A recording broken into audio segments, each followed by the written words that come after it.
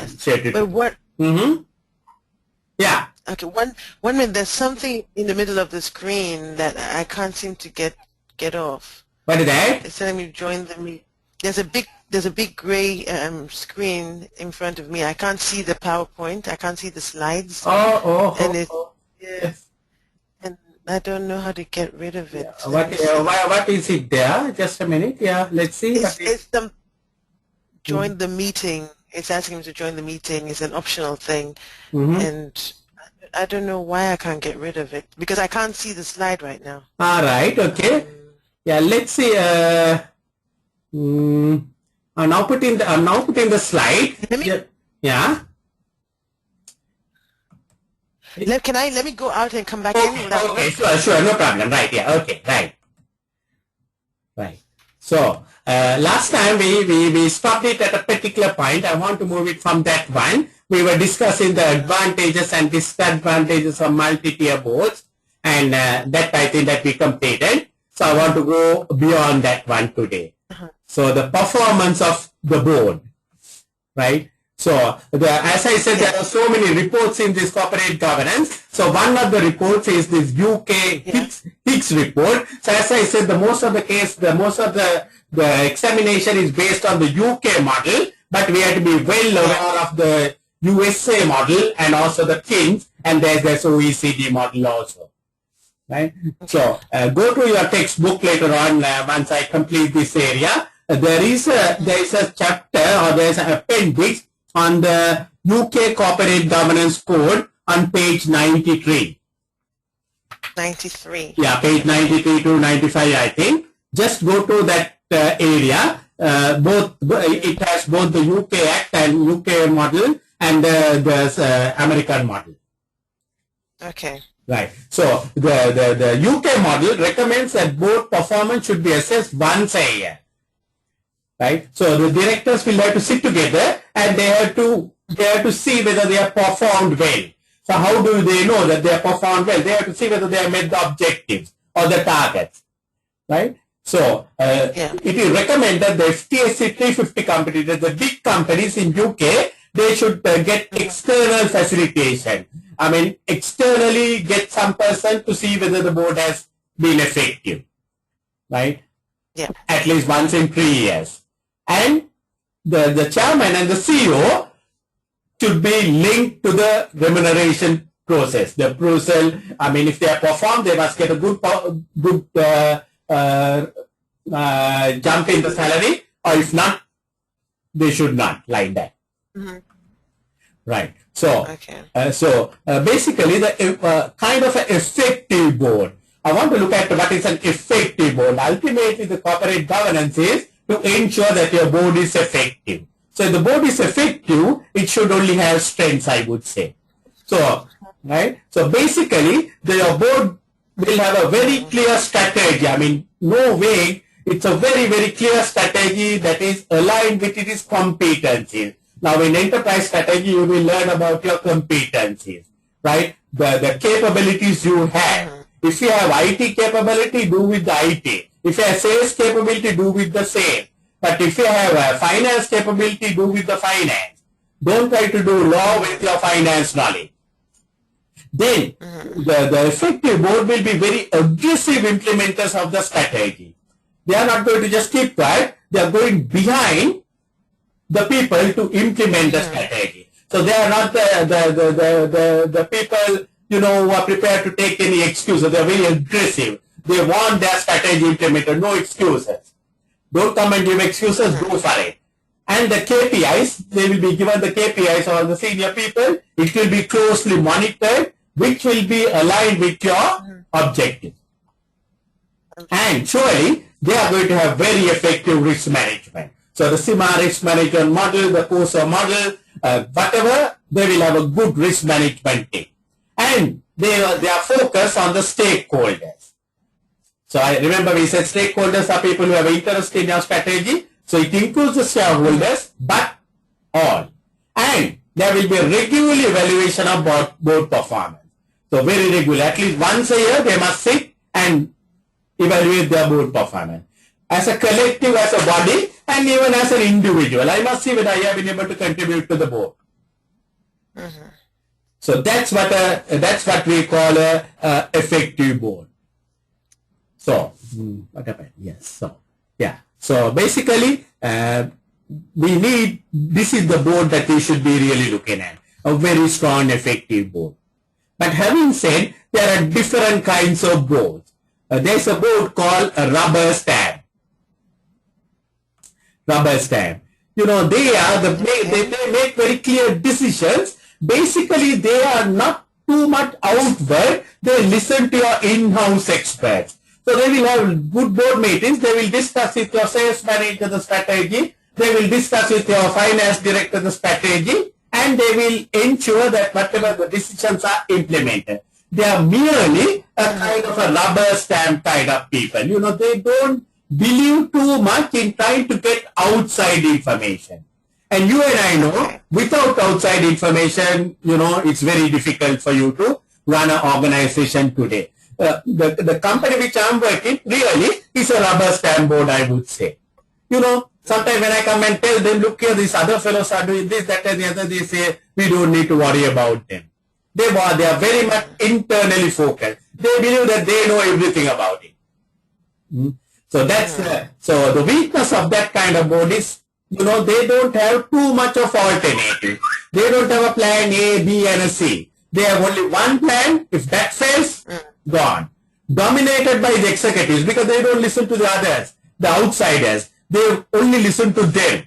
So I was working before joining this company, I worked in one of the government, the boards, the water board, the body that was giving water to Sri Lanka. And, you know, they are the mostly engineers. I was the only non-engineering person at the top level, finance. All the others are engineers. And generally, those fellows, they think they know everything about it. Even sometimes finance, they want to teach me how to provide depreciation and all that kind of thing. So, so this is a typical weakness in these boards, dominated by executives, and they rely on what is information that is fed to them. They don't go behind information. They don't go in search of information. They just wait for information to come, and whatever the information, with that information, they make decisions. And so it is yeah, basically, you know, it's like a rubber stamp. It's like a rubber stamp that, you know, they don't want to go beyond anything. They just put their rubber stamp. Okay, right, all right. Go ahead. Noted. You know, you would have seen some directors like this in your career, right? And then focus on supporting evidence all the time, asking, you know, prove me. That kind of a organization. Show me, right? Show me what you are telling. That kind of so they want a seal all the time. Without the seal, they won't do anything, and they don't like criticism. So actually, my company, when I preparing this one, I realized my company is basically a rubber stamp board. They don't like the criticism. They don't like when I say that, you know, look here, these other fellows are doing like this. Why don't we do it? No, we are the best people. But the best people, we are making losses. So they are not prepared to accept that we can do certain different things, that we need to go for different information. And the role of the non-executive director, so far we are not discussed, but non-executive directors are people who are not working inside the company, but they are people with some experience, knowledge and skills who can come and give you some input. But in an organization of a rubber stamp board, they don't like their needy. They don't like their big. They don't want them to come and talk and poke their fingers on the business. So remember, there is something like this one.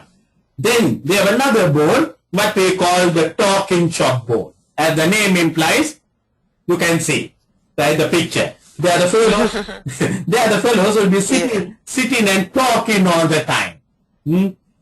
So, you know, your opinion, my opinion, everything given equal weight. So every option is considered, right? So no one is really making clear strategic decisions. Everyone is talking, and your one, yes, what Shetu says is also true. What Kumar says is also true. What John says is also true. And they go on talking. Very little coming up.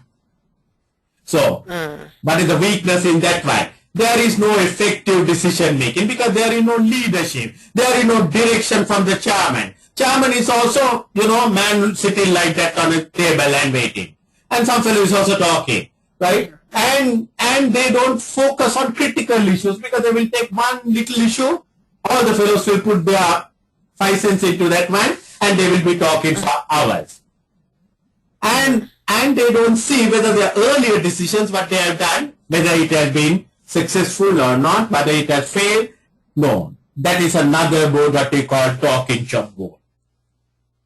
Then we have normally the board that you and I will be, the accountants board, I would say, the number crunching board, all the time with the computer, with the calculator, with the things, putting up the figures and try to see. So they are all the time focused on numbers. That means they are focused on short-term needs.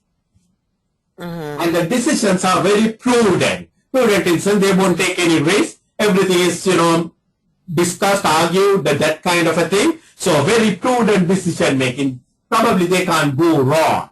But what are the disadvantages? The disadvantages or the weaknesses is your focus is all on financial. Anything non-financial, balance scorecard, they don't know. That is why Sima is trying to bring the balance scorecard to our students. They don't know what is called the balance scorecard because they are only number crunchers. And no long-term awareness. Today. How much turnover you have got today? How much turnover did you get for this week? Last week? No long-term planning. And no diversity. All accountants, all number crunchers. No one to give a kind of a different view. And no sensitivity in it for social environmental issues. Even if you come and say that we have to do something social, oh my gosh, how to spend too much of money like that? What are the returns you are going to get? Everything in terms of number crunching. And generally, the number crunching board is risk averse. They don't take too much of risk. So you can see if you have a board like this, it's not too good for you. So these are so then we have a dreamer board. Dreamer board, as you can see, all the time they're dreaming to get the sky. They want to go to the sky and all the time on that kind of a thing. So they're basically very long-term focused. They don't even think about tomorrow. They are thinking about 10 years time. I can remember 7 years back when I joined this company, my managing director said, in 5 years time, all of us will be going in Mercedes-Benz cars. But now I see, even my normal Toyota Corolla, I can't maintain it. all the time thinking of the sky and the moon without thinking reality. They're outside the reality. All the time having long-term strategies. And think about they are very focused on social and environmental implications, what is going to happen and all that kind of a thing. So what are the weaknesses? No focus on the current. And you obviously are in a dream world, you will fail to identify the top risk today what you are facing. And excessively optimistic. Nothing wrong in becoming optimistic. You must be optimistic, but should not be excessively optimistic. And that is a board that can have this kind of a scenario, a dreamer board. So, interesting. Different people get into different boards and how they work through in these scenarios.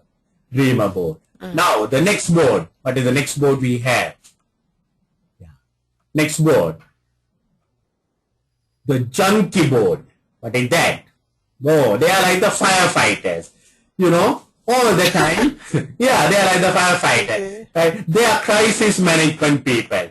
Right? So very clear decisions. Decisions are implemented, that's true. But all the time, on a short-term basis, crisis to crisis. What happened yesterday? Why did people come today? Why are they not coming yesterday? All that kind of a thing. Very much focused on short-term. No strategic direction at all. Very much internally focused because all the time you are thinking of why did that man called you, such and such name? Why did that fellow give you a call? So all the time you are on internal focus and tendencies to micromanage, no macromanagement. So this is not a board that you should be in. Very interesting. Then we have this semi-detached board. What are they? Right? They are basically very much focused on the external environment. They look at the globe all the time. They look at, and they are basically, this intellectually challenging people like IT, that kind of people, right? So basically, they are again they are in a different world. They are out of touch with the company. They are not in the company, but they are more on the environment and the globe, and even at the board meeting, they will be discussing what's happening in Japan, what's happening in China, forgetting all what's happening in the USA. And again, no effort to make decision, no effort to implement decision. Very poor monitoring of decision making. So that's another kind of board. So in a short question, they might give you certain attributes and ask whether this board will be a semi-detached board or number crunching. That kind of a question can come up. So role of the board. So you can see the board people sitting around the board. So they have a role to define the purpose of the company. Why is the company in existence? We as human beings, we have to define why we are living in this world. Similarly, a company must define why, and that is the role of the board. And they have to define values by which the company will perform its daily existence. What are the values that we value? Ethical values, social values, moral values. What are the values we place inside the company? Yeah? Then identify the stakeholders who are relevant to the business. Right. So the board must identify the stakeholders, because the stakeholders are ultimately the people with whom we have to keep the relationship.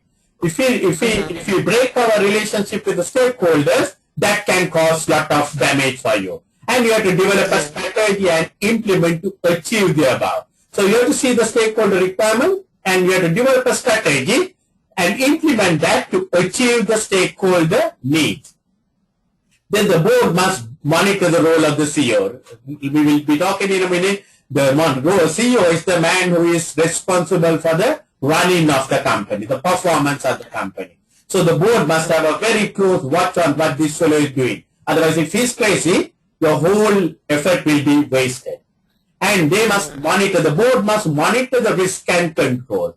So remember the term that I'm using is the monitoring risk and control. Because the risk and controls has to be done at every level. Quality management should ensure that the quality is managed properly, right? The finance manager must ensure that the banking is properly managed. But the board has a responsibility to monitor every particular risk and the control. And the monitor the human capital, right? That is the people. The board is responsible if the company is having a large turnover. It is not the HR, it is the board. Because HR is implementing the board policy. So you can't blame the board HR if a lot of people are leaving. Maybe the board is not looking after them. Maybe the board is not giving so much of attention to them. And the board must be very, very clear on their strategy. Good communication should be there. So that is why you have to have some person in the board who is somewhat like a media spokesman, who will come to the press and tell what their strategy is going to be. In companies, the most important thing, what I say, is the transparency. Yes. Transparency. So, there are ethical values and moral values for board of directors. The ethical values, they have to assume responsibility for all assets and actions. So, that is what we call responsibility. Right? Because the shareholders' monies are invested on assets. So they must take responsibility for assets. So to ensure that the assets are not improperly used, assets are not wasted, and for their actions. And they have to be accountable. Accountable means justifying your decisions to shareholders and stakeholders. So if a shareholder asks, why are you doing Shetu? You should be able to justify why are you doing. That is what ethical responsibility. Maybe you don't have a law saying that you must answer every question of the shareholder. But you have something called ethical responsibility. And you must be fair. You must consider all legitimate stakeholder interests, not only the shareholders, all legitimate stakeholder interests. And you must have transparency. Transparency. That is not the law. The law will not say that you have to give this, that, and the other, right? But the ethics demands that you are transparent in whatever you do. If you find that the company is not, company has done very well last year, but surely next 3 months the company is not going to do well, you must be transparent. Tell them. Don't hide. That is not what is expected of a semi-accountant. Then on the other side, we have, as a board, we have what we call moral duty. We must, our conscience must be, ultimately saying at the end of the day, I have done my best to the company. We can talk, we can pretend, but if my heart is not going to tell that I have done my best to the company, that's not good. So that's why actually on the 31st December, I had to make a very conscious decision. I want to get out of the company which I'm working. Because I felt, finally, I was not, in that setup, I'm not doing the best interest to the stakeholders. So I decided to vacate post on the 31st December, because your conscience must be clear ultimately. Particularly, we have our religious values, we have to maintain those things. Then, consider the legitimate expectations of shareholder. Legitimate expectations of shareholder. Remember, dividend. Right? Even though he may not have a legitimate right, it is his legitimate right to get a dividend. Right? Yeah. Right? He may not have the right to get the dividend, but he has an expectation. So we must see whether we must maintain that one. We can't say that, look here, we don't want to give them a dividend. No, that's not right. A person may have a legitimate expectation of promotion next year, and we have to fulfill those things. So there's a moral duty on the board. A person maybe who had worked for many years suddenly have fallen sick, right? You can say that, his leave is over, this, that, and the other. My daughter worked in a company and, suddenly she got both her kidneys failed and she was on leave for about 3 to 4 months. She could not go. Actually, we never thought that she can again go back to work. But courageous girl, she started to go again sometime in September this year. 4 months she was on no pay leave. And when she went there, when December came, just a couple of days back, when December came, they gave her a bonus and they gave her the increment. Legally, they don't need to give anything like that because she has gone on no pay, all that. But they consider the morality of it. Morality. And as directors, we have a morality to give our time. Time commitment. If you are just coming to office for about half an hour, 1 hour and saying that I'm a director, that's not good. And as you must have a moral responsibility to take risk, courage, to take risk and work with integrity. Courage is a very important thing. Sometimes we have a lot of setbacks coming up in a company. And that time, as a board, we have to have courage. Right? Now, you must be knowing the football team. The captain, even when he is down, he must have the courage to give the strength to the team. Similarly, the CEO, similarly the chairman, similarly the board of directors should give the courage to the other members. If they are down, I remember we had in Sri Lanka, we play a lot of cricket. We had a captain some time back. He won the World Cup for Sri Lanka in 1996. That fellow, surely we know the match is losing the match. Right? All the wickets have fallen and the things are not happening. But he will keep his hands on his hip and like a winner, like a man who is winning the match, he will drive his people. Drive his team. That is what is expected. There's a morality. So this is something which we need to work it out, Shetu. Right. Now, role of the board on risk management. So I told you this paper P3 is titled risk management. And nothing more than the risk management. So what is the role of the board in risk management? So as you can see, risk management is a balancing act. You're always, in business, you're walking on a tight rope. If you don't manage it, you will fall. You have to walk with the risk. You can't avoid the risk and walk. You must walk with the risk on that tightrope, but don't fall. That's a success of a board. So you must remember that risk management is, everyone's responsibility.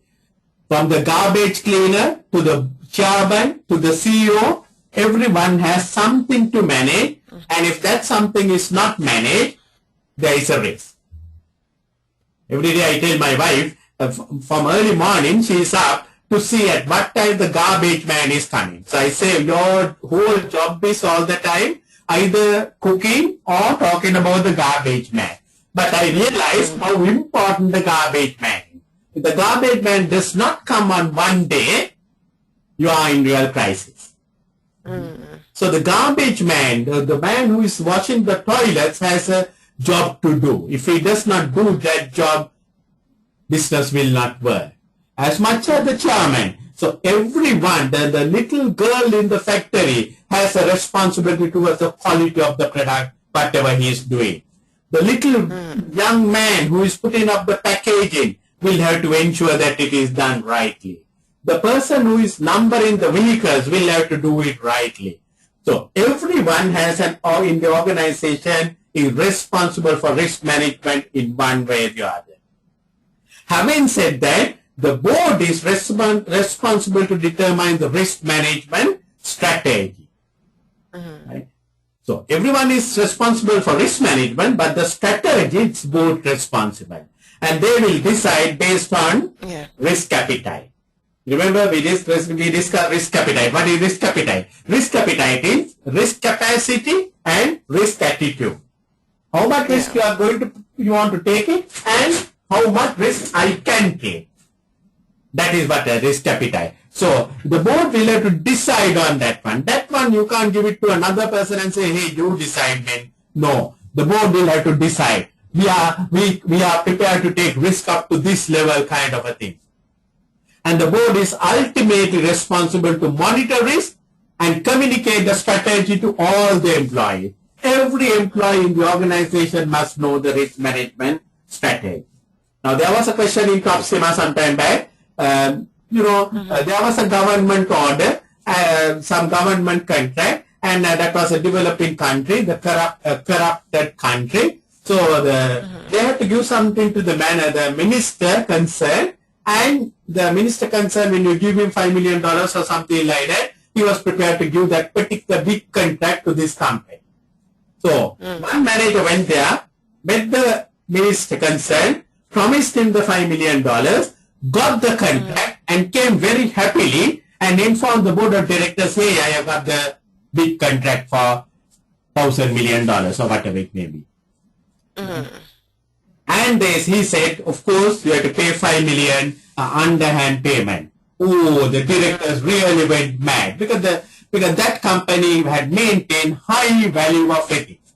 They were not a company who was going to give any bribes or anything. But unfortunately, that man said, you never told us. You all never told me about your policy. So if you don't communicate your strategy of risk management to the employees, they will not know. They will go and do something, and that will be nasty for you.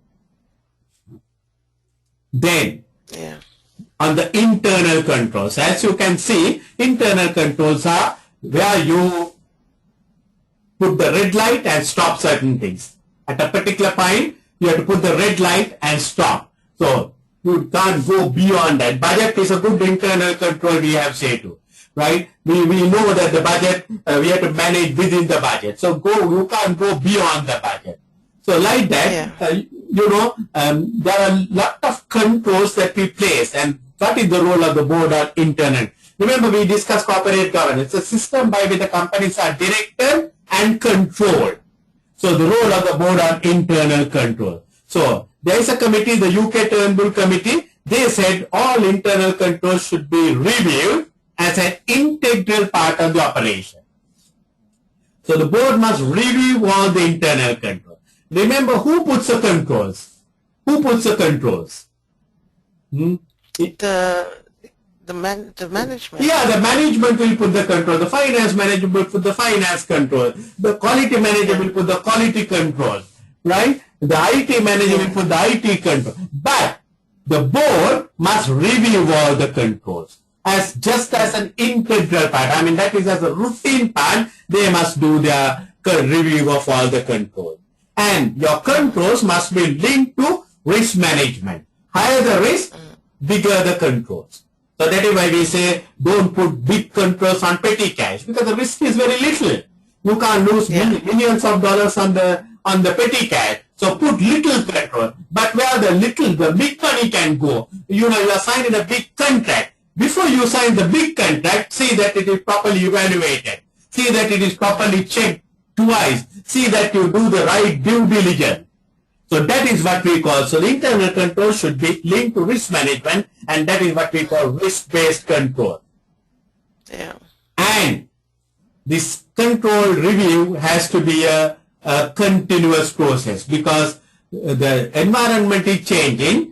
What is a good control today may not be a good control tomorrow. And what was control that was necessary yesterday may not be a control necessary today. Look at some time back, we had to run. The companies, they had checkbooks, and they bring the checks, write the checks, and the director sign. But today, almost everything are done through the system. So you don't have the manual checkbooks and manual invoices and manual things to be counted and kept up in stores, right? So that kind of control is gone. That kind of control is no longer relevant for a big company. So you have to do a thorough review all the time. And the purpose of the internal control is to manage risk, not to really eliminate. Don't think of eliminating the risk. You can never eliminate the risk. We will never live in a risk-free society. We are not going to live without a risk. Whatever we do, we have a risk. When you try to cross the road on a highway, you have a risk. But you manage the risk. You will go to a pedestrian crossing, you will wait for the red light, and then cross, because you manage the risk. You can't say that, oh my God, it's risky and I'm not going to cross the road. You can't live like that. So it is to manage the risk. And in USA, you must be knowing, the auditors have, the board will have to disclose to the auditors the deficiencies in internal control. So it's a big responsibility on the board. Right? Normally the auditors are supposed to look for the deficiencies in the internal control. But in the American system, you must tell the auditors, look here, this area we are not doing very well. Okay. So the board must acknowledge the responsibility for internal control. So that is what is expected of a board there. Then, when you are designing internal control systems, now, as you rightly said, the managers will design internal controls. So what are the factors they will have to consider? So for you to have an effective internal control system, you must think about the nature and extent of risk facing the company. As I said, higher the risk, bigger the control. Right? And then think of what are the categories of acceptable risk. Remember, last time lesson we learned about categories of risk. So certain categories of risk, you might think, yes, it's acceptable. We are not going to manage the foreign exchange risk because it is okay. Between UK and USA, you are not going to have too many fluctuations, so it's all right.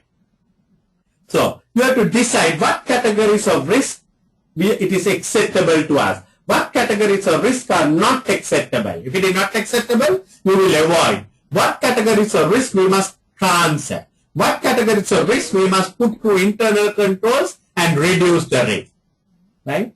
So for that purpose, you must see always the likelihood of risk materializing. What is the probability of it happening?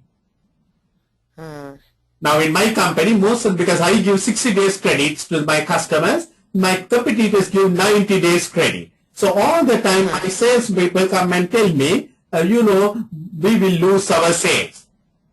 Because we are given only 60 days, others are given 90 days. But I never budged from my decision. I have kept it at 60 days. And I have checked it continuously whether I have lost any sales. I don't see anything like that. Right? Because you can do different things to keep the customer happy. Give you the right delivery, right quantities, all that kind of thing. Keep the customer happy. Sometimes when they ask for 90 days, I speak to them and I tell them, why do you want 90 days? Because you are going to sell in 30 days time. You are going to have another 30 days time. Don't buy excessive stock. Buy your requirement only. My rep will come and give it to every week. Yeah. So you don't need to block your money. You don't need to unnecessarily get into financial crisis. They listen. So just because you think that there's a risk, it does not mean it is going to. So you have to see the probability of it getting materializing. The competitor may threaten saying that I'm going to come out with the product, I'm going to come out with the product, I'm going to come out with the product. But for last 10 years he must be telling. So we don't need to worry too much about it unless we see something really happening. And when we are doing the internal control system, we have to see our ability to reduce the impacts of risk, right? Because we know some of the impacts of risk can be very, very heavy. Sri Lanka suffered a huge impact of a risk of tsunami in 2004. Huge. We lost thousands and hundred thousands of people's lives. So, as a country, we have to now see how we are going to reduce the impact of that kind of a thing. And of course, the old theory still applies to cost versus benefit of internal control. Don't put control spending 100,000 to save $1,000. Yeah. That's not what is expected of. So the cost benefit is still a matter, and that is why we say don't put too many controls over your petty cash. Don't put too many controls over little things. Focus on the big things because the controls are expensive. Today the controls are not coming up at cheap. Controls are very, very expensive process. So we have to be. So the board must give a statement on internal control. Right? So like this man at the annual general meeting, he must give a statement on internal control. He must put it on a financial statement, the annual report. So the annual report should disclose that a process of risk management exists. If you don't have a risk management process, you must say we don't have a risk management process. If you tell that, of course, bad, but if you don't have, you have to tell that. So because of that, in other words, there is a duty cast upon the board to have a internal risk management process. And you have to say whether it had been there for the whole year, or 3 months, or 6 months, or 9 months. So you have to say only the risk management process was there only for last 3 months in our company. And the board must say that they have reviewed the internal controls. Remember, they said the internal controls must be reviewed at least annually. And that we have to say the UK model says that it has been done in accordance with the Turnbull report. And board must acknowledge the responsibility for internal control system. So the board has a couple of responsibilities. One is the preparation of financial statements. The board must say that they are responsible for the preparation of financial statements. The board must say they are responsible for the internal control system. The board must say they are responsible for the risk management system. And they have to disclose the review process and also say what actions they have taken to deal with any weaknesses. Now, you might find certain areas that the controls are weak. So what are the symptoms of weaknesses of controls? You might find that a lot of frauds are happening in your company. That means somewhere the controls are not happening. You might find that your bad debts are rising up. That means your credit control is not happening. You might find most of the time your IT systems are failing. That means your IT controls are not proper. You might find lot of confidential information leaking out. That means your information systems are not proper. So like that, you might come across many, many weaknesses. So if you have many weaknesses, you have to deal with it. Deal with it. So maybe your bad debts have gone up. Last time it was 5%, but this time it is 10%. So you have to say, okay, yes, we have now identified and we have done this, that, all that. So basically, the purpose is that the directors communicate to the stakeholders. So reviewing of effective internal control. So again, the board must review the effectiveness effectiveness of the controls. Right? You can have all the controls, but is the controls effective? What do you mean by effectiveness, Shetu? What do you mean by effectiveness? Ultimately, you must see whether you have achieved the purpose. Right? What is the purpose of having a control on credit control? You want to ensure that your bad debts are minimal. Yeah. Even after having the controls, if your bad debts are going to be 100 times over, something is wrong somewhere. Right? One of the control tools we have is the internal auditor. He is a control. He is a part of your internal control. Actually, your examiner is very one of the famous topics is internal auditor. Sometimes you wonder whether her husband is internal auditor. You never get a paper without internal auditor in her papers. So always the internal auditor is there. So I have always told my students, those days when the 50 mark and the 25 mark questions come up, write something about the internal auditor, you are going to get at least 1 or 2 marks extra.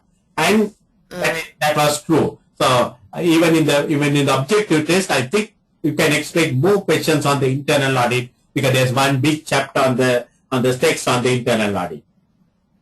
So you will appoint the internal auditor, right, as a part of your control. But you will see after appointing the internal auditor, the frauds are going up and up. So that means that process is not effective. So the management is responsible to monitor the IT internal control system. Management must provide assurance. The management, now it is not the board of directors, it is the management. They must give assurance that they have monitored the internal control system. Now you are a board director. You can't go and see whether every area, whether the controls are monitored, but the management must tell, yes, say to, in my own area, my control systems are working well, I have monitored it. And board should take an annual assessment of the control. And board should decide whether on any areas, whether there's any weaknesses where they want to take more action. So that's one part of the slides, but we have finished that. Right? But that's not the end. We have some more. So let's look at the next part of it. Right? Next part of it. So we are going to start the corporate governance, the second part of it now. Any questions you have at the moment? Any questions? No, so far so good. Right, yeah. okay. Because I'm going with your textbook. So, it's easy for you to follow on the textbook. Right? Yeah. I'm not doing anything new. I'm doing too much with the textbook. So, you can see the corporate governance is all to do with the board of directors. It is their failure, it is their success. Yeah. If the corporate governance is successful, the board should be successful. If the corporate governance is failure, the board is failed. And if the board fails, that means the corporate governance has failed. So generally, the boards have failed in a company, and that is why the corporate governance failed. Mostly, it was dominated by a single individual. One single individual. So remember, earlier we had some person called chairman, CEO. He is the big man. Or it is run by a small group of people. Right? Even though you have 20 board members, only 3 or 4 people, they take all the decisions. Others are just, they come for the board meeting, they will have a Coca-Cola, they will have a sandwich and go, no talk, nothing. There's absolutely nothing happen. Other board members are mere rubber stand. They say yes. In our company, that's the board that we have. Only one man, that man is talking, the others will say yes. I was not there for 5 years in that company. I left that company, and during that 5 years, there was no one to tell him what you are doing is wrong. And then he called me back when the things were really going wrong, and I was the only person who could talk to him and say, look here, don't do this one. So, when that is happening, the boards will fail because one man, he may be successful, he may be, so why should you have a board then? So only one man like that fellow, this fat fellow, he is dominating the scene here, right? So single dominant, board members bypass another. So not all the board members are addressed, not all board members are consulted, they will take the decision. And appointments are directors are made on your personal recommendation. So-and-so's friend, so-and-so's brother-in-law, so-and-so's son-in-law, and no formal objective process. No regular board meeting. Once in a way they will sit at the board meeting because most of the decisions are taken by one or two fellows. And they don't have a way of systematically considering the activities and things. Because if a board sits regularly, they will have a very systematic way to review the activities to see whether they are making the profit, whether they are making the losses, all that. Otherwise, once in a way they sit and that's it. So that is a reason for the failures at board level. So, furthermore reasons. Lack of information provided to the board of directors. So I said, you remember I told you good information is needed for strategic decision. If you don't get good information, surely you are going to fail. Lack of knowledge, skills and experience of board of directors. The fellows don't have the knowledge. When they come, they don't know what they are talking about. Some one or two fellows are talking, others, oh my God, for them it's Greek and Hebrew. Right? They don't understand the language, they don't understand anything, just come and sit and sleep and go. So, a lack of supervision of board by board of directors of employees. The employees are not properly checked, controlled. So they do whatever they want. They are not checked by the board. Right. Lack of segregation. There is no segregation. So when you have no segregation, one person can do the entire transaction without any supervision, check-in, review, anything. He decides, he does it, right or wrong. Poor oversight of accounts and audit. Auditors are not too serious about it. The accounts are not very well done. Maybe you don't have good qualified, semi-qualified accountants. Maybe that, you know, the systems are not proper. Maybe deliberately the systems are not proper, whatever it may be. No internal audit, a poor internal audit, lack of internal audit. Lack of technical knowledge at committee levels. Remember, the board has some audit committees, audit committee, remuneration committee, nomination committee, risk committee. So the people in the audit committee particularly should have knowledge about the financial matter. So you appoint all the engineers to that one, surely that committee is not going to work it out. I remember when I was at that particular water board, I used to go for this audit committee meeting. My gosh, I'm the only finance man and so many engineering fellows. And you can imagine they are asking all sorts of crazy questions. Some of these fellows go for this one-day seminar on accounts, finance for non-financial people. And then they learn little things and then they come and say, oh my God, this is the way to do, that's the way to do. You know, one day they learn all what we learn over 3 years. They learn it in one day and then they think they know everything about it. So lack of technical knowledge, serious regulatory breaches. You know, you are not concerned about the regulatory requirement. You are just violating everything, right? Taxes you are not paying, statutory things you are not paying, not bothered about the environment. Surely that's a board that is failing. Lack of independent scrutiny by external auditor. But the external auditors also, they don't do it. Look at Enron, that is what they happened there. Right? The auditors did not do their job. And ultimately the company collapsed. And ultimately the shareholders lost everything. All that is because the auditors did not do their job. So these things can happen. So having said why the boards fail, let's look at what are the attributes of a good board of directors. So it's the opposite of all what we said earlier. They must have relevant skills and expertise, right? So if it is engineering board, yes, they must have the engineers. That's all right. But they must have the relevant skills and experience. And they must have a mix of experience. You know, you must have young people, you must have old people, a mix of experience. Because the new people, they have a new development, they have new experience. The old people, they are not even, sometimes they are scared even to touch a computer. But the young people, they are in a different world. So you must get that mix of experience. You must get the modern people also into the boards. You must not have all old, bald-headed fellows in the board. And you must have a balance between executive directors and non-executive directors. So the executive directors are people who are working inside the company. Non-executive directors are people who are coming from outside and giving their contribution to the company. So the UK model says the majority should be NEDs. Majority should be NEDs. Because they are the people who can come and give you a lot of input on what's happening around. You know, when you are inside the company, you see only the inside of that company. You are like a frog inside the well. You don't know what's happening outside. You think everything what you are doing is right thing. So that's why you need to have to NED. So the King's report, that is the South African model. You remember we discussed the four models. One is the UK corporate governance code, then the South African model, then the American model, the US SOX model, and also the OECD.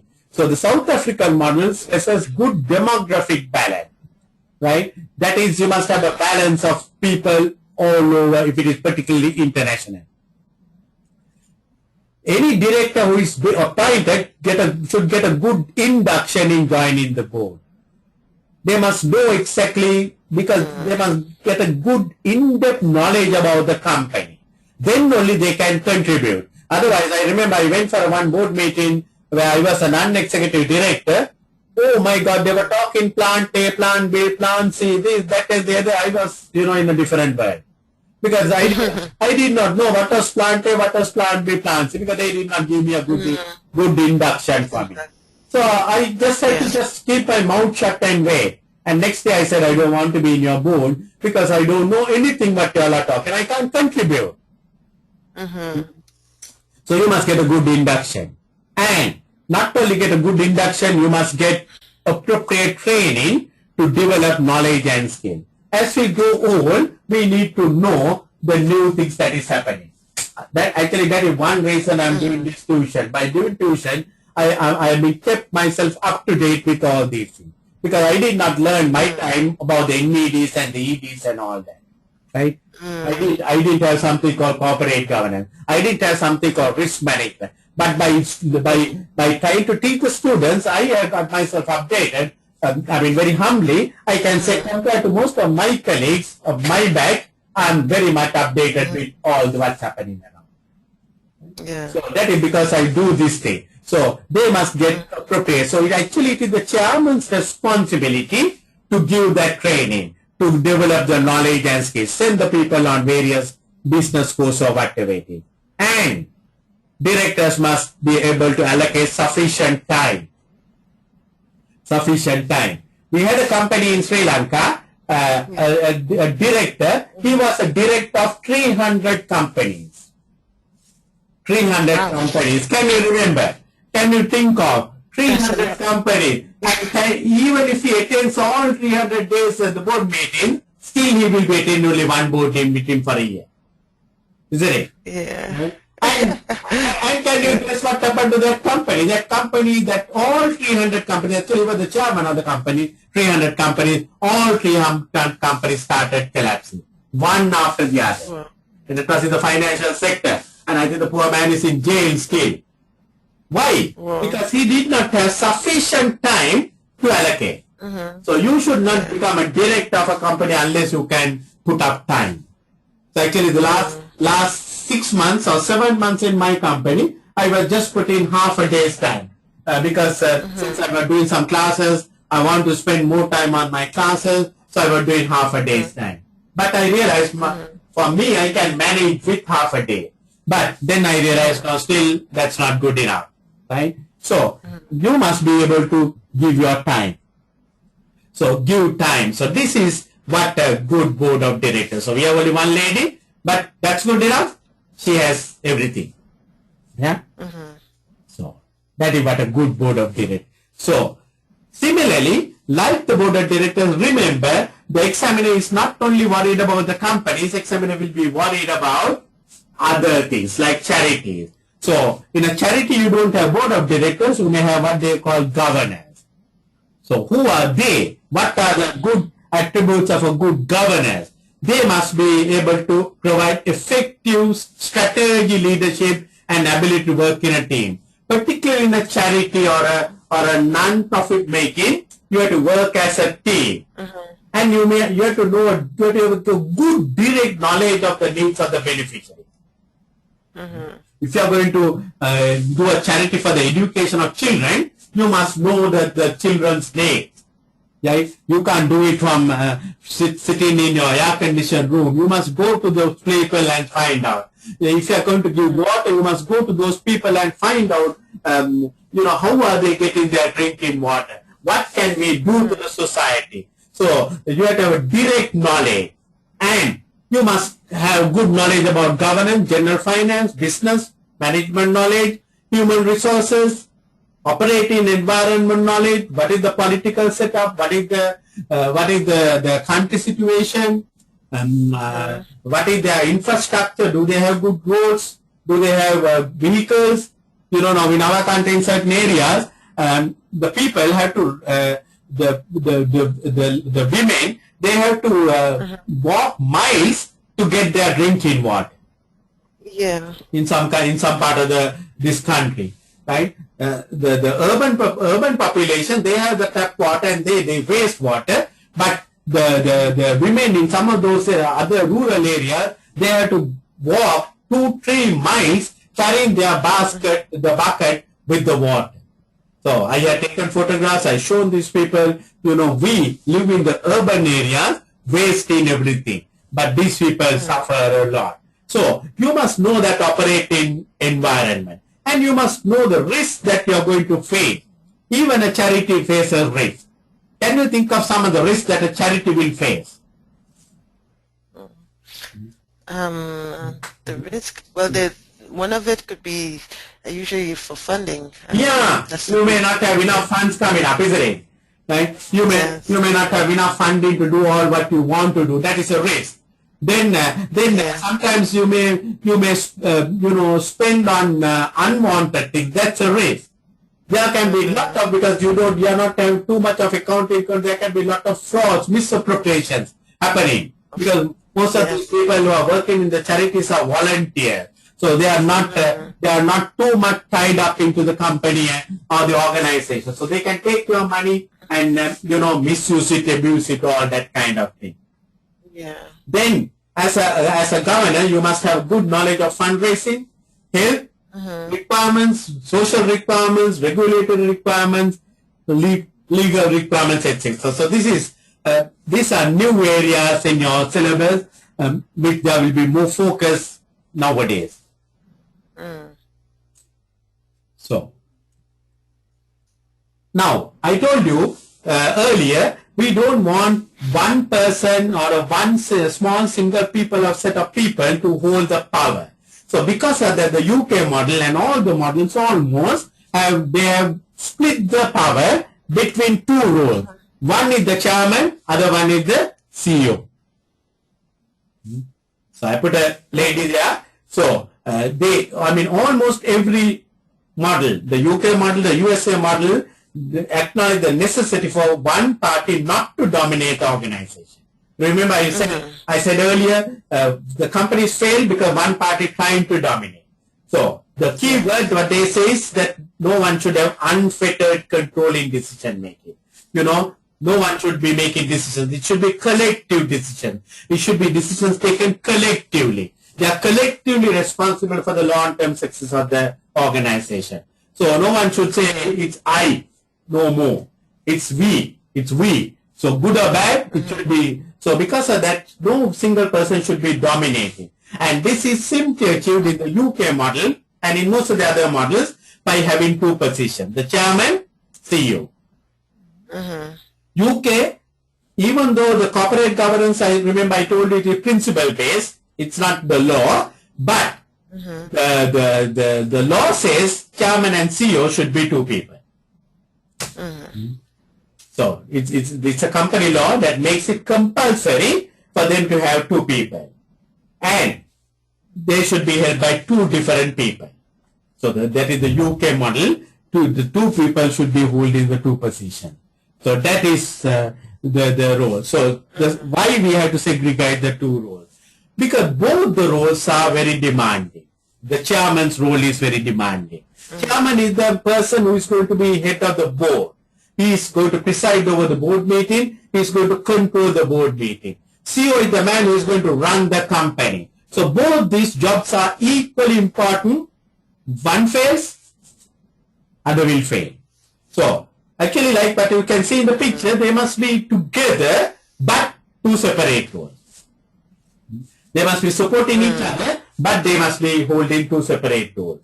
So, so it basically emphasizes that no one single individual can do both jobs very well. Of course, there are people. There have been people who have done both the jobs well, but not good enough, I would say. Lot of companies collapse because of this one. Because that means there's too much of power, they don't care for the other. So the chairman basically carries the authority of board. He's the leader of the board. He's the man who will decide over the board meeting. He will allow you to talk, allow the other person not to talk. He will run the board meeting. The CEO, basically, his authority is delegated by the board. He is given certain tasks by the board of directors and he must perform those tasks. That's why I said the CEO must be properly monitored by the board. And the separation basically avoids conflict of interest.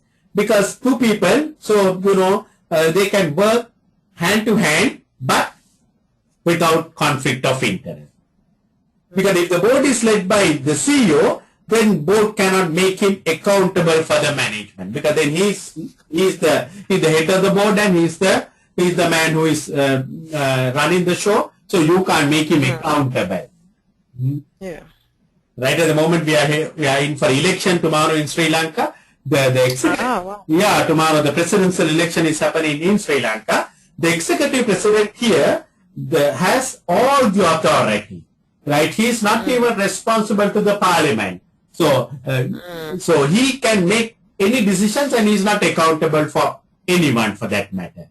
So, a lot of power to the executive presidency here. So, tomorrow there's another candidate contesting him. The incumbent president has been contested and he says the executive power will be vested upon the parliament. So, God only knows what's going to happen in the election. But what is important is, you must have the two separate things separately. And if the CEO is the chairman, the other directors will not be sure whether the information they get is good enough. Because the information has to come to the board of directors. So it is the chairman's responsibility to get the information. And if chairman and CEO are same, you are not sure whether you are getting right information. He can suppress the information. Yeah. And the UK model suggests that the CEO should not become chairman. Now you are the CEO of the company. It says you should not become the chairman of this company later on. Why? Why do you think it is so? Right? Marks and Spencer, they had this problem because in UK he was the chairman, he was the CEO, then he became the chairman. But the model says no, you should never become. You must be the CEO. You can retire, go and join another company. In another company, you can become the chairman, but not in the same company. In this in Asian countries, we have this mother-in-law, daughter-in-law scenario most of the time, right? The moment the son brings the wife, the mother-in-law says, "This is the way I treated my son," and all the time she's trying to dominate and dictate to the young wife and say, mother has 25 years of experience looking after the son. The wife is a young girl who has just come for 6 months, and now the mother thinks that, she must be looking after the husband in the way that she looked after her son. So, the mother-in-law trying to dominate. It's the same scenario. If the former CEO becomes the chairman, from the chairman's position, he will try to dominate the new CEO. Yeah. You understand? Because the moment a new CEO comes, the strategies change. And in your strategic case study, you can see, and in the top simmer, you would have seen all the time, it is a new CEO that is coming up. The moment a new CEO comes, the strategies change. Everything is changing. Everything is changing. Yeah. And that change will not take place if your earlier CEO is the chairman. Because that fellow will try to say, look here, no, this is not the way Shetu I did, this is the way I did, you better do like that. So to avoid that one, the UK model suggests that the CEO should not become the chairman. That's the chairman. Yeah. Right. So let's look at the role of the chairman now. So these are good short questions that can come up, or even maybe in the strategic case study. So the Hicks report is the report that talks about the role of the chairman. Right? So chairman, as I said, he is the leader of the board. And he must ensure that the board is properly sitting and they are focusing on strategic issues. Board should not be doing too much of work on operational things. Board must be more of strategy, like strategic issues. And the board, and he must ensure that the board of directors, all the board, entire board gets right, accurate, timely information. Because without information, board cannot make decision. And also, he must ensure that he have a good forum with the shareholders. Normally, as I told, shareholders, generally you meet them once a year at the annual general meeting. And that also very few people will come. Even if they come, they are not, too active to participate. So you must get many people to participate, particularly the institutional shareholders, and you must have an effective forum with the shareholder. Why? Because the shareholders may be able to give you some input, how the company should be running. Or they might have certain concerns about the company. Why are you not paying a dividend? True enough, they have no right to demand a dividend, but they can express their concern. You're having too much of money. You are not paying a dividend. Yeah. And board meetings, it is the role of the chairman to see that the board meetings are properly conducted, giving time for critical issues. So this man, as the chairman, should be conducting the board meeting. He must give fair time to all the people, and he must not allow unnecessary deviations, chit-chats and all that kind of thing, because the board is a serious forum where the things must be discussed, so he must keep them focused on that one. So that is the role of the chairman. So still some more roles. He must address the development needs of board members. Remember, I told you, the board members must be updated with skills and knowledge, otherwise they get outdated. So that is the role of the chairman. And he must ensure that the induction is comprehensive and effective. So when the induction is ineffective, like what happened to me, I just go and sit at the board, can't contribute anything. And he must ensure that board performance at the end of at least once a year, at least annually, as a board, they must sit together and see, have we done our job? If we have not done our job, we must step down. And also as an individual, right? He must see whether he has done his role. And as a committee member, because there are committees sitting, have I done my role? So at least annually he must do. And he must get the board members to actively participate. If one fellow is sleeping, he must wake him up. Yeah. He must wake him up and ask, John, what are you doing? What is your opinion? That's the way the entire board will get interactive. And also he must comply with any regulatory requirement on reporting. That's like filing the annual general, the meeting reports, schedules, and all that kind of thing, board meetings, all that he must see that it is properly done. So, what are the attributes of a good chairman? A chairman must be a person of highest integrity and probity. That is, a man of sound ethics, sound integrity. Not a man who is going to lie about, not a man, whose word cannot be trusted. And he must be a good leader who is going to lead the board on effective decision making. Right? He must be a good leader who is going to lead the board. He must promote relationships between the executive directors and the non-executive directors. Normally, you can have lot of conflicts between these people, but you must promote that relationship, open communication, give the NEDs also a chance to talk about. And, he is responsible to build up the board. If a person is retiring, he must think about who is going to be the successor, succession planning. Yeah. A person is leaving the company, okay, who is going to take up his position? So those are very important things of a chairman. So he's a far-sighted man. He's a man with a vision. He's a man with a mission. right? And he promotes highest corporate governance. So he is not going to ignore corporate governance. He is going to be a good corporate governor. And he will ensure these board committees are properly structured, the audit committee, remuneration committee, all the committees, and that they sit on time and that their things are done. And he must ensure that the implementation of board decisions, the board takes decisions and pass down to the lower level for implementation. He must ensure that those decisions are implemented. And he must maintain a close relationship with your CEO. So these are some other things, because he can't be fighting with the CEO. That's not good. I had a company earlier. The chairman and CEO all the time fighting. And the people are like in the two political camps, chairman's camp, CEO's camp. So one day I went to both the fellows and said, what is this? That's a nonsense you all are doing. Right? This is like a political setup here. You can't be working here because the people are taking sides, and one carries stays to the other carries stays to the other. So lot of problems. That's not a good place for you to be. So now let's look at the role of the CEO.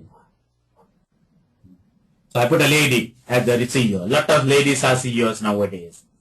So she is responsible to run the business, right? She is responsible to propose and develop strategies in consultation with other directors. She is leading the strategy development, right? CEO is the person who is going to lead the strategy, but of course in consultation with other directors. And responsible to implement the board decisions and of committee. Remember, the chairman is going to monitor the implementation. She is directly responsible to implement the board responsibility and develop policy statements and review organizational structure, operational performance. Later on we will be learning different organizational structure, matrix and, divisional, functional, all that kind of thing.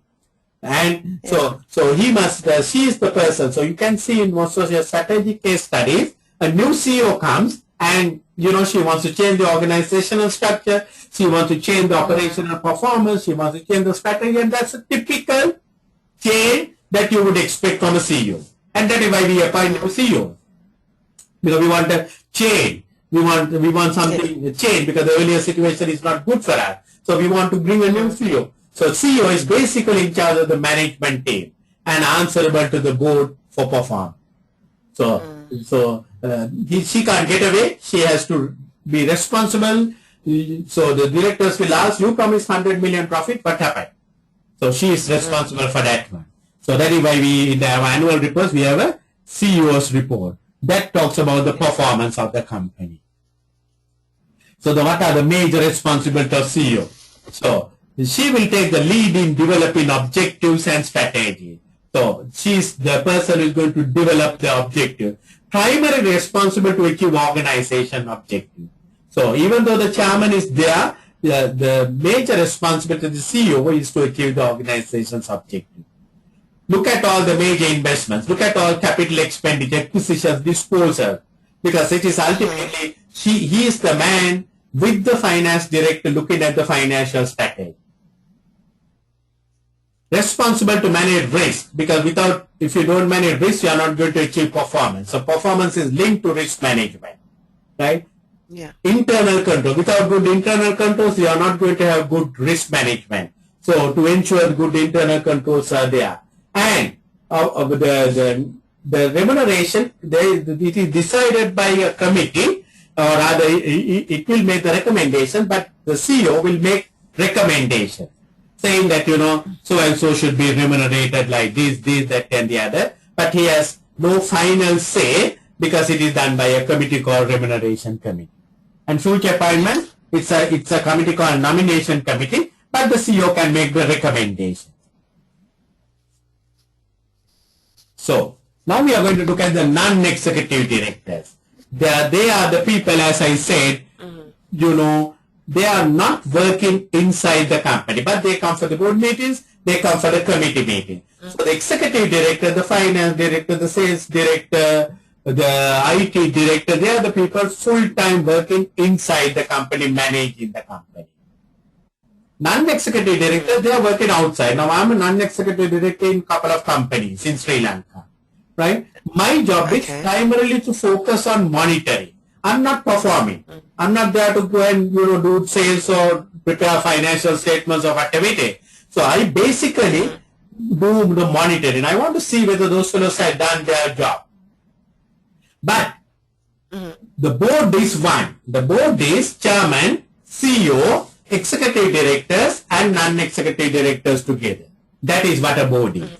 So the board is the chairman, CEO, executive directors, and non-executive directors together.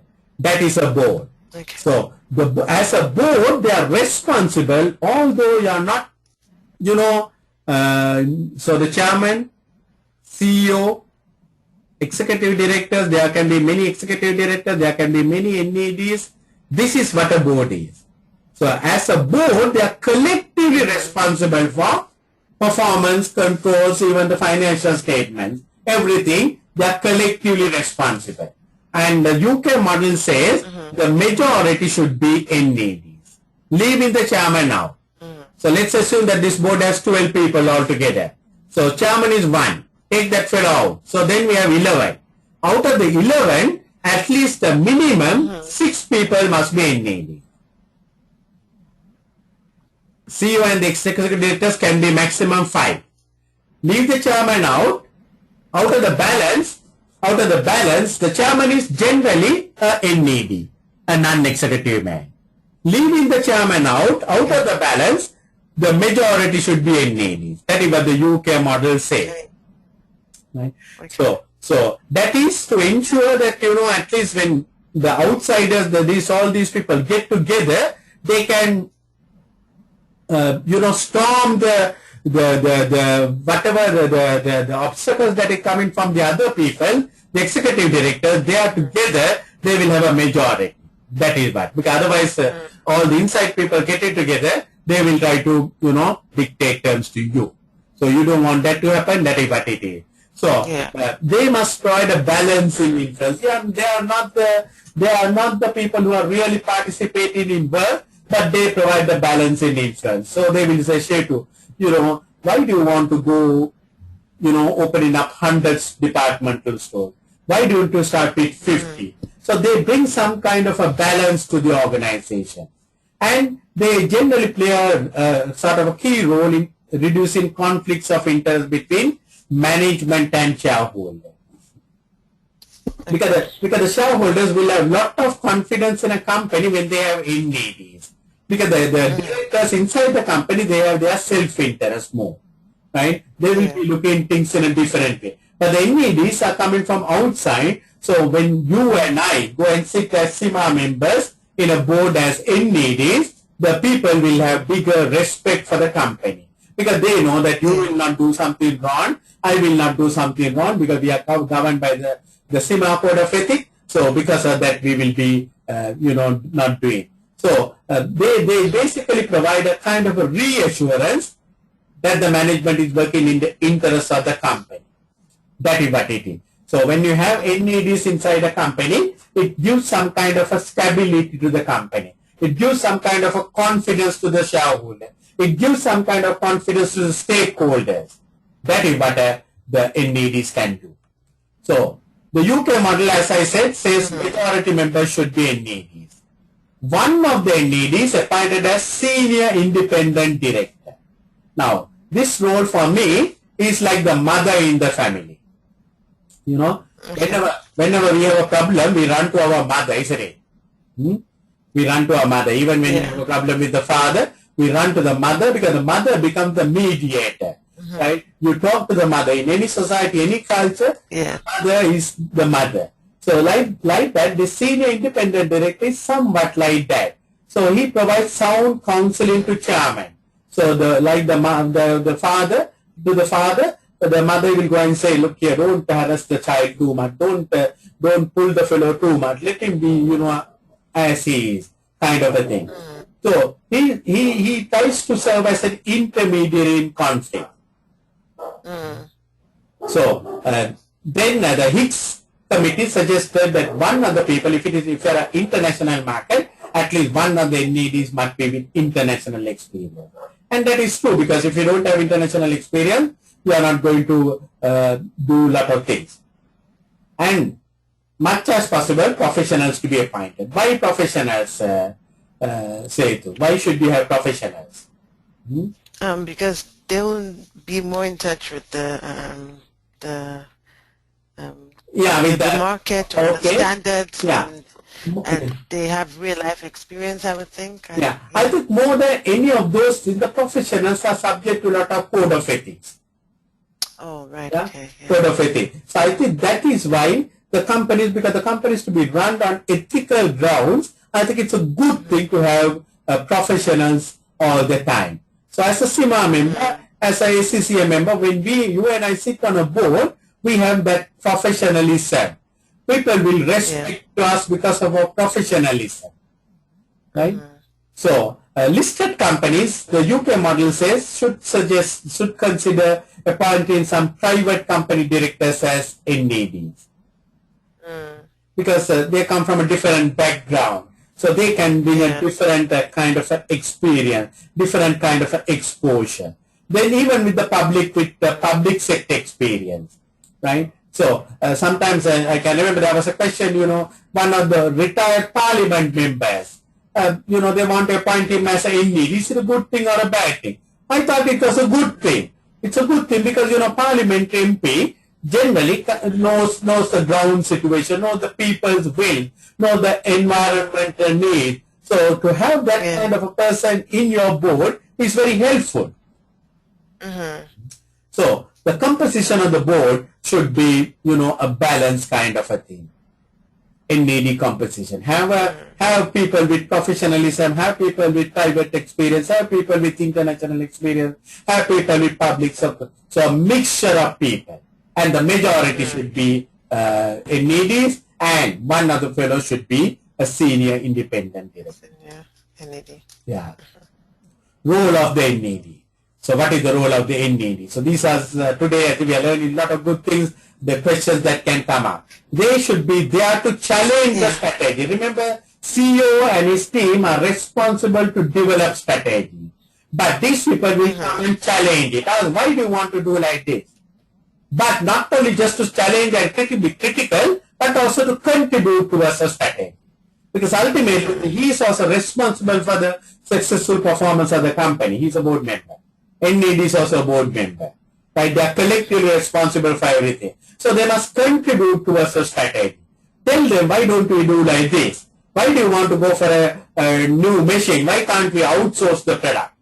Kind of a thing. And they are basically, they are there to scrutinize the performance of EDs, to see whether they are meeting the goals and objectives.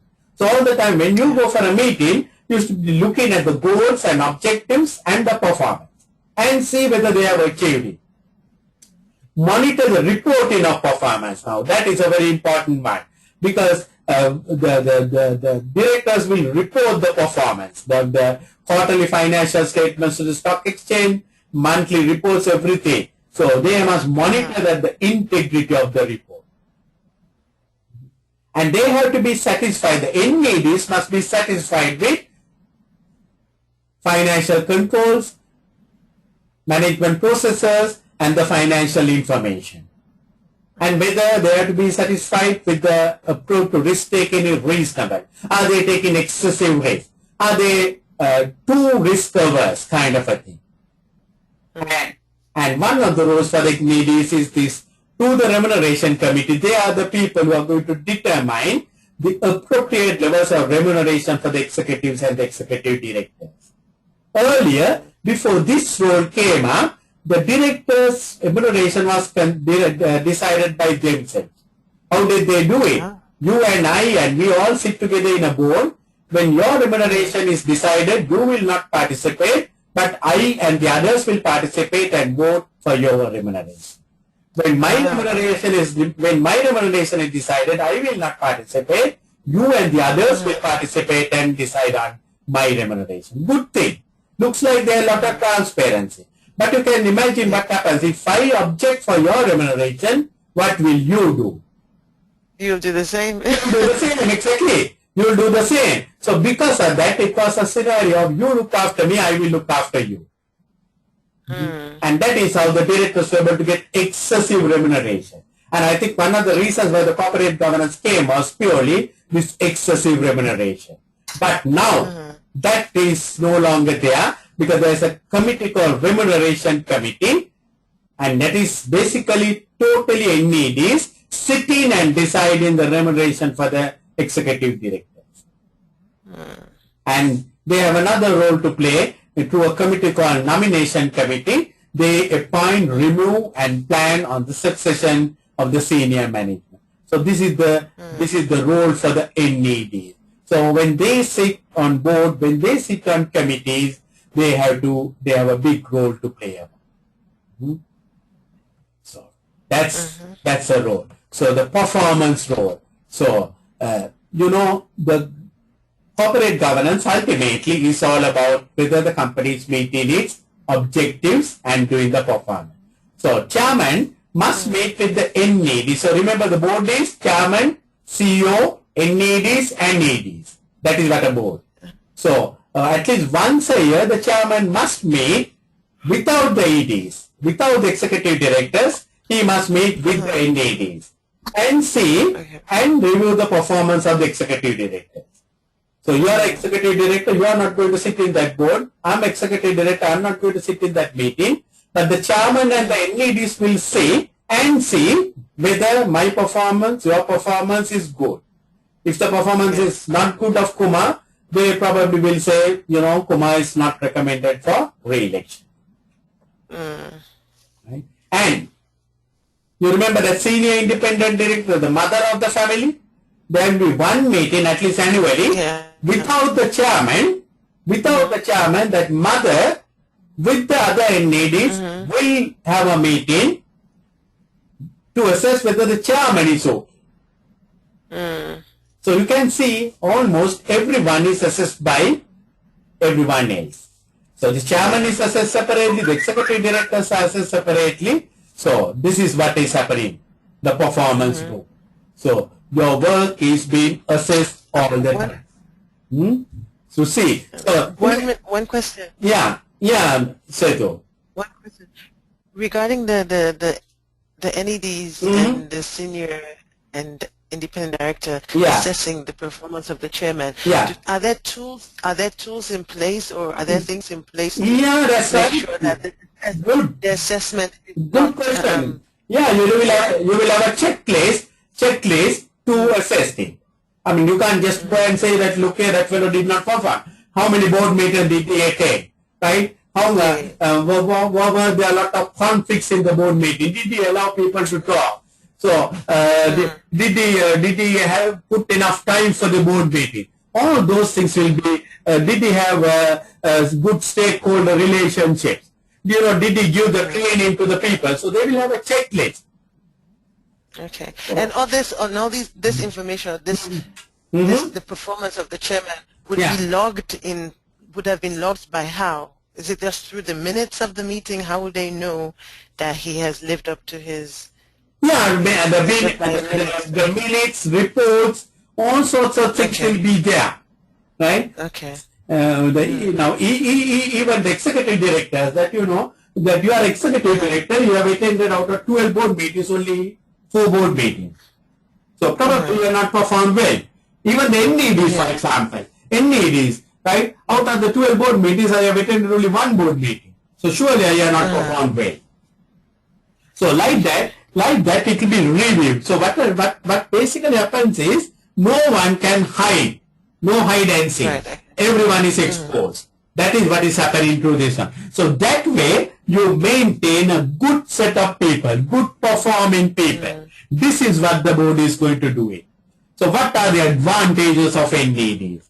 So the NEDs are people coming from outside the organization. They have wide experience, external experience and knowledge. So they are the people with lot of experience and knowledge. And and they provide a wider perspective because they know what is happening in the market, they know what is happening in the environment, they know what is happening in the stock exchange. So that's a good thing. And they are a good comfort factor for the stakeholders, for the outsiders, because they know it's not only the executive directors, we have some outsiders, top quality people, CIMA qualified, chartered qualified, lawyers, marketing experts, people, kind of a people. And they have a couple of roles to play. What they call, one role is the father confessor role. They become a kind of a confidant of chairman and other directors. They become like fatherly advice. Sometimes when I go for the board meetings, they treat me like a father, like, even though I'm not that old, but they look for me. They look for me in that way. You tell us what to do, like, kind of a thing. Then another role what they play is what we call oil can role. Oil can role is, you just like oil in the thing. You make the boats more effective, right? You put oil into them. You make the wheels running much more smooth and faster. And sometimes they play the role of what they call a high sheriff. That is, they take the authority, the power to remove the chairman or CEO. They say that, this fellow is not good enough. Right? He has not done his job. And remember, they have a dual role. They are full board members, and also they are strong independent element. One way, they are full board members. They are collectively responsible for everything. And also a strong independent element. On the other hand, they have to be that independent, maintain the independence. Not a very easy role to play. What are the problems? Even though we call that they are independent, they may lack independence. How that happens? Because, how to appoint this NED? It's, because I know Shetu, I will say, I'm executive director in this company, but I will say, yes, Shetu is a good girl to be as a NED of our company. Otherwise, there is no way. You have to know, because you can't bring a total outsider. Someone knows someone. Yeah. So unless you are a top class person that everyone is, but that's a disadvantage I'll talk about in a minute. So, say now I bring you as a independent director. Now you are not really independent, because when it comes to some of my issues, you have a moral obligation, because I am the person who brought you. And sometimes you may the one of the NEDs or the NEDs may be stakeholder representatives. Right? You may be representing some of the stakeholders. Maybe that you are working in a company that holds some big shares in this company. So you are not going to be independent, right? You will be always thinking about your client, right? Yeah. And generally, the high caliber NEDs, the top class people, they will be driven towards good companies. So, but actually, the NEDs are mostly required by the not so good companies, because they are the people who can contribute for not so good. But most of the high caliber people will be driven towards good company. And sometimes even though they have the independence and all that, they may find it difficult to impose their views at board, because the executive directors are fully backed up with knowledge and information and everything. So when you try to say something, they will say, look here, we have done this, sarcastically they will smile and say that, we have done this, he doesn't know, all that kind of a thing. So we have been having some similar questions, executive director, non-executive directors come in and suggest certain things, and the production director says, we did this, it failed, and you should not be talking like that. So the board, they themselves may not give that opportunity for the NEDs to get that insight, right? To get into the bottom of the matters, because they are outsiders, so they may not get all the inside information. Sometimes deliberately, the directors may decide, tell the people don't give any information to these people. And of course, the limited time factor, because they are not working full time. So you come for the board meeting, so your time is very, very limited. So, independence of the NED. So, to maintain that independency, like what you can see in the picture, they must not have any financial business or any other connection, right? So, because if you have any, say if you have taken a loan from the company, you are not going to be an independent director. And they should not take part in any performance-related incentive scheme. Because if you're also going to take part in the performance-related incentive schemes, you can't be independent. And what is ESOP? Executive share option scheme. I'll be talking about that one. Okay. Executive share option. That is for the executive directors and the senior management. When they do well, the company gives either free shares or company gives shares to them at a concessional price. Right. Okay. A kind of a incentive for them to do well, right? So appointment should be for a specified time. The UK model says maximum period is 9 years, but normally I think 9 years is too long, because if you stay for 9 years in a board, you are no longer independent. So most of the companies, maybe say 3 years, 4 years, they will say time for you to get out, right? So reappointment should not be automatic. I mean, it should not be. They also must be reviewed, and if the things are not happening, they should walk out.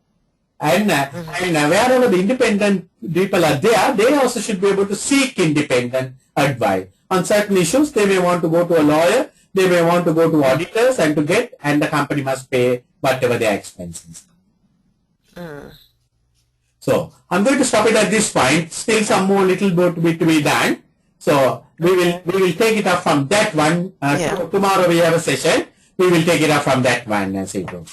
Yes. Right. And we will finish up this area, and then we will look at a couple of questions. So tomorrow, hopefully, I can finish up this one, and I can start on the ethicals. Okay. So tomorrow also we'll meet at the same time. Okay. Take care. At the same time. Right. Okay. Thank you, Kumar. Right. Bye. Bye. Bye.